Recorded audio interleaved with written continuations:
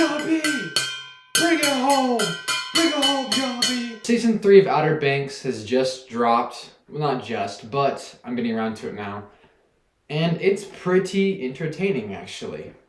Now, besides some criticisms, I guess, I did really enjoy Season 3, and I wanted to talk a little bit about it and some of the things that I liked. So first off, the landscapes are always really beautiful with this show. I mean, it's the beach, and everyone loves the beach pretty much. And also, it's a story about hidden treasure. Like, who doesn't love treasure and gold? Now, I do want to talk about some new characters. First, let's talk about Big John. So after waiting 2 seasons to find out what Big John is about, we've learned that he's selfish, and I like that diversion of our expectations, because we expect him to be an all-loving guy based on what John B has said about his father. I really like how much more murder and lengths Big John is going to go and how that kind of affects John B. And I don't think that it was really heroic for Big John to blow up the cave and bury the treasure, because that's just something that is kind of expected and that everyone should do if you're holding dynamite, you know? And like I said, I like the murder a lot more because it feels like a lot more of a higher stakes. This show really has moments of just being a teen drama, especially with all the Topper and Sarah stuff and the JJ and Kiara and Pope stuff, and then a lot of the Pope versus Kook stuff. Now, Carlos Singh is actually low-key a lame-ass villain, I'm not gonna lie to you. He is pretty goofy and doesn't actually feel dangerous. Like, I know he shot and killed the dude, but I don't really feel intimidated by him. It's even like when Big John got captured, I wasn't worried for him. And also super sick and tired of hearing Singh say, you know? Like, yes, we know. And then we see a lot of different new character development as they cope with kind of coming back from being missing and trying to get themselves back into their normal routine in life, but not being able to. John B is super happy, obviously, to find his dad, but he's super disappointed and kind of feels like all of his hope for his dad is gone after his dad does a lot of crimes, like breaking and entering, trying to get John B to rob somebody, and then also murder. John B has a much more tame role in this season as he's trying to kind of cope with the fact that his dad is not exactly all that he thought he was. And I think his fight with Sarah was just really fucking stupid, because it wasn't even really a fight. They just kind of had an argument and then she kind of just ran off. Like, to me, that was just didn't seem like it had much more motive. It didn't have like a really solid motive that it should have. The Sarah and Topper stuff was annoying, but I can see how that could happen. I just thought it was super annoying, and when Topper's like, oh, you should come to the party with us, I was like, oh my god.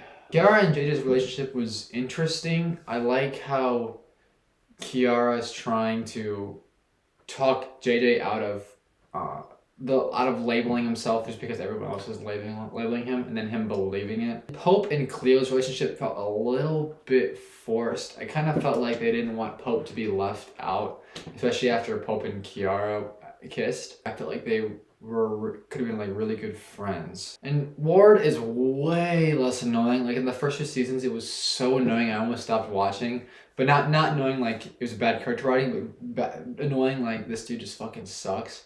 Rafe is a little bit less annoying, but he's still super annoying. And I like how Ward sacrificed himself for Sarah, but you could see that coming from the very beginning, pretty much. Like, he already has sacrificed himself once before. Something I'll never understand is why Pope's parents just let him go off, especially after he came back from being missing. Like, Kiara's parents sent her to a whole boarding school, but Pope's parents, who are supposed to be like this family who was like, you have to get good academics, and Pope was really smart, right? He had good scholarships, something like that. And then all of a sudden they just let him run off just because Cleo was like, oh, I'll look after him. Someone they don't even know. So no one really drills into him and try to find out why they were gone. You know, they just kind of tell a story, and they don't really, and then Kiara's parents don't really believe them. So there was two things that I want to talk about. Now these aren't problems, but they're more of issues, I guess. First, what happened with Rafe? Because the cops literally pull up to Rafe saying, not goodbye, but saying goodbye to the plane that has, Ward and the whole Outer Banks group, or Poe group, leaving right after people have seen Ward. And nothing is really addressed about that, especially with the time jump. No one really cares, or I don't know. We haven't seen anything like that. Maybe we'll see something in season 4, but I feel like if you're in a time jump, you have to at least acknowledge what happened in that time.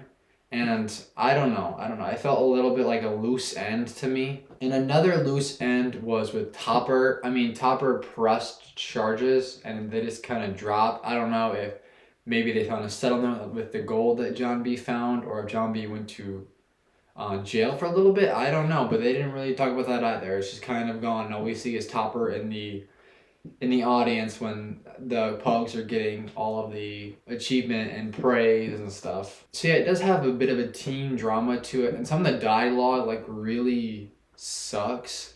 Like that scene where John B and Big John are arguing right before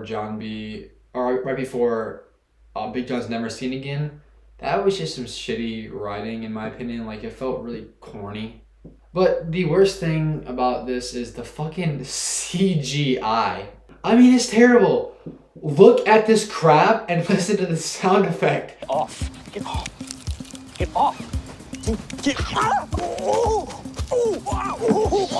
That made me fucking die laughing. It was so shit. And look at this whale. I mean, there's you have a big budget, and where is it going? It's probably going to pay only off all the actors. The actors are, popular now because of the show. Like, oh my gosh. How are you with Netflix and putting out a fucking crab that looks like this with like a sound bite that you can get for free online or something? I don't even know. I don't know. It's whatever. I expect better. But I don't know. It's fine, I guess. So yeah, I don't have too much gripes. Besides CGI, those other two things weren't really like a gripe. It's just kind of a question I had in my thought that I want to talk about, and maybe you guys have some thoughts about it as well. I did enjoy this season. It would probably get like a 7 or 7.5. It's kind of like you, where it's not. If you try to critically analyze it, it's not going to be amazing, but it's still entertaining. And at the end of the day, TV shows are meant to be entertaining, and I like this show a lot. Also, shout out for them for including Dr. Dog in 2 scenes. Dr. Dog's awesome. Anyway, thank you all for watching. We do have merch and the link down below. You guys can get 10% off if you follow us and then DM us on Instagram. If not, I will see you all next time. See ya.